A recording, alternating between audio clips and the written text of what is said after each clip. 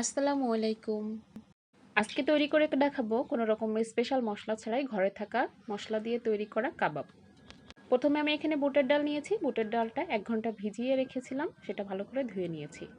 ১ cup ডাল আর ১ cup গরুর মাংস নিয়েছি ছোট ছোট পিস করে।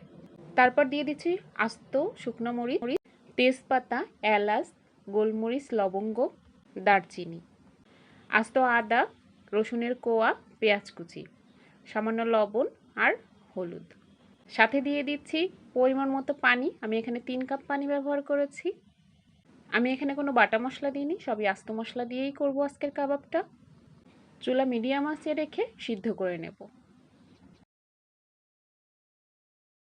ডাল আর মাংসটা যখন এমন সিদ্ধ হয়ে আসছে, একেবারেই মাখো মাখো হয়ে গেছে, পানিটাও একেবারে শুকিয়ে গেছে, তখন নামিয়ে নিচ্ছি। তারপর ব্লেন্ডারে বা শিলপাটায় বেটে নিচ্ছি। আমি এখানে শিলপাটায় বেটে নিয়েছি।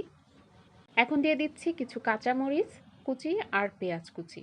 সাথে একটা ডিম ভেঙে ফেটিয়ে নিয়েছি, ডিমটা দিয়ে দিচ্ছি। ডাল আর মাংসের সাথে সবকিছু খুব ভালোভাবে মাখিয়ে নিচ্ছি। তারপর অল্প অল্প করে ডালের মিশ্রণ হাতে নিয়ে একটু বল মতো করে তারপর দুই হাত দিয়ে চেপে কাবাব শেপ দিয়ে নিচ্ছি। আপনারা আপনাদের পছন্দ অনুযায়ী শেপ দিয়ে নিতে পারেন। আমি এভাবে একে একে সবগুলো বানিয়ে নিচ্ছি। সবগুলো একই সাইজ করার জন্য একই পরিমাণ ডাল আর মাংসের মিশ্রণটা নিতে হবে।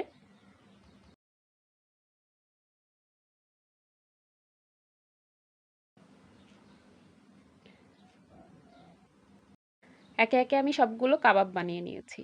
এই পর্যায়ে কাবাবগুলো ডিপ ফ্রিজে রেখেও সংরক্ষণ করা যাবে, যখন ইচ্ছা তখন বের করেই ভেজে নিতে পারবেন। আমি এখান থেকে কিছুটা ডিপ ফ্রিজে রেখে দিয়েছি আর কিছুটা এখন ভেজে নিচ্ছি। আগে থেকেই তেল গরম করতে দিয়েছিলাম প্যানে।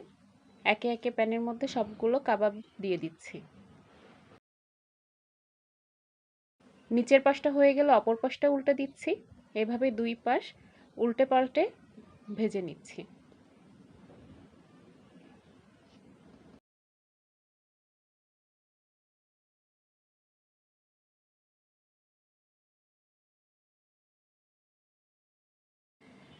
কাবাবের কালারটা যখন এমন ব্রাউন কালার হয়ে আসছে, তখন আমি নামিয়ে নিচ্ছি।